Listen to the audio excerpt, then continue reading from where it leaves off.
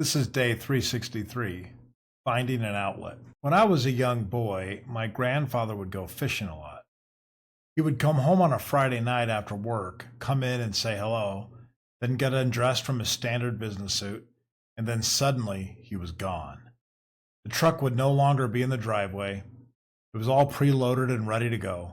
Before the clock had hit 5:15 p.m., he was already out the door and halfway up the mountain to his favorite fishing spot. Many times I would try to catch him, eager to go, and every once in a while I would get the opportunity to ride along, but not very often. Sometimes on the weekend he would announce that he was going to go out fishing on the boat or something more elaborate. When he said this, you had to move. If you did not have your gear ready, clothes ready, and food ready, then he would be gone once again, and you would be left there with one shoe on and the other partially laced as you heard the truck pull out of the driveway. Eventually, we were all trained, including Grandma, to have all the needful things ready to go so that no one would be left behind. Fishing to my grandfather was not necessarily a family bonding experience, although it probably served that purpose occasionally. Fishing to him was his outlet. This was the way he reduced the stress of the week and allowed himself to relax and not find himself constantly immersed in his legal work. He would get out on the river, cast a few flies out, and catch a few rainbows, or perhaps the elusive cutthroats. There would always be at least one or two browns. He taught us all a lesson in this. Everyone needs an outlet. If you do not craft and cultivate your outlet, then the stress will build and build and build and eventually crush you. Just like the old steam engine trains, you have to have a way to release pressure when it builds too much.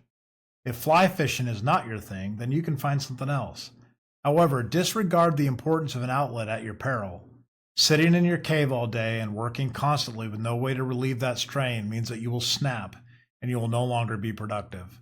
I am speaking from experience here. I will provide some advice on this topic. An outlet needs to have hobby status. It cannot be an obsession status or even worse, an addiction status.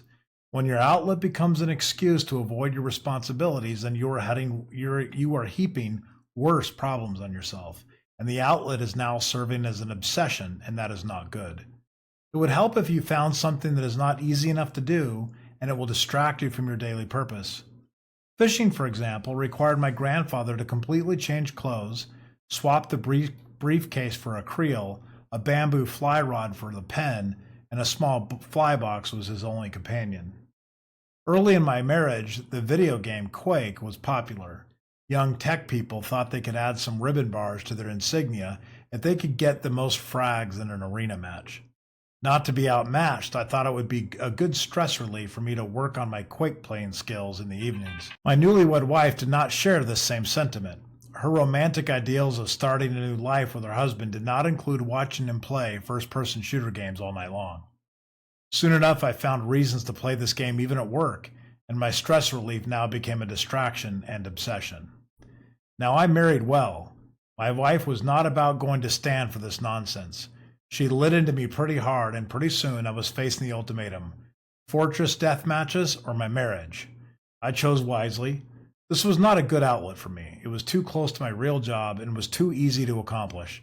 Your outlet absolutely must require a definite transition in order to truly be an outlet.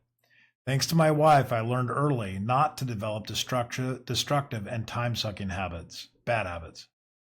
I've struggled with finding this outlet. I've tried many things and settled on a few for a while. Running has probably become that for me, as it took me a while to settle in on that. However, running consumes time and is not always convenient. Running is more of a regular exercise thing that I enjoy, and it's probably not the best outlet.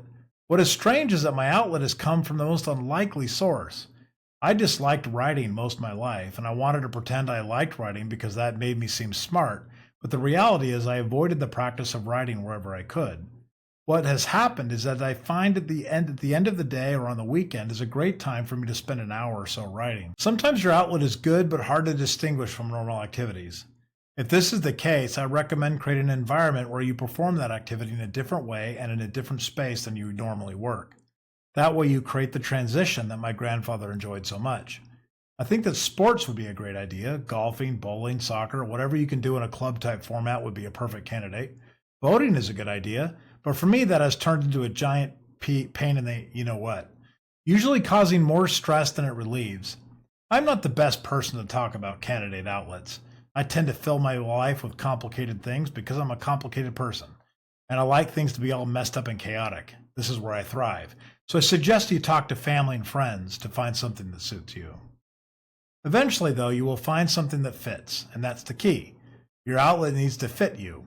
It doesn't need to fit your grandfather, your spouse, or your best friend. You have to find what works for you.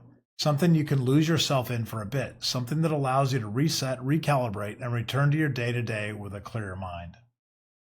It took me years to realize that the pressure I was feeling wasn't necessarily for my work itself, but for my refusal to let myself escape from it, even for a little while. I thought that if I could just push through, I'd be more productive. But the opposite is true. The more I tried to white-knuckle my way through stress, the worse I performed. I used to think that taking breaks was for the lazy or the unmotivated, that a real hustler, someone with ambition and drive, would work through the discomfort. But the truth is, without a release valve, even the most driven among us burn out. The same way my grandfather knew he needed to trade his suit for waders and his briefcase for a creel, I've learned that I need to step away, even when I think I don't have the time. It might not be as romantic as a mountain river or as glamorous as a high-stakes poker game, but writing has become my own personal version of casting flies. It's a way to express thoughts, explore ideas, and organize the mental clutter that piles up throughout the day. It allows me to transition from the frantic pace of life to a calmer, more introspective space. And just like with fishing, writing takes patience. It's a practice, not a product. Sometimes you catch something worthwhile, a thought or an idea that feels significant, and other times you come away empty-handed. But it's the act itself that really matters. So here's my final piece of advice. Don't be afraid to experiment. Try different things until you find what sticks.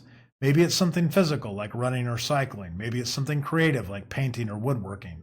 Or maybe it's something as simple as sitting quietly in a park watching the world go by. Whatever it is, remember that it's you, it's your space, your time to unwind, to detach from the demands of the world for a little while. Like my grandfather racing up the mountain, you have to be ready when the moment comes. You have to know when to switch gears, step out of your routine, and embrace something that lets you breathe. Because at the end of the day, it's not just about having an outlet. It's about making sure that our outlet serves you, restores you, and helps you return to a life more balanced and whole.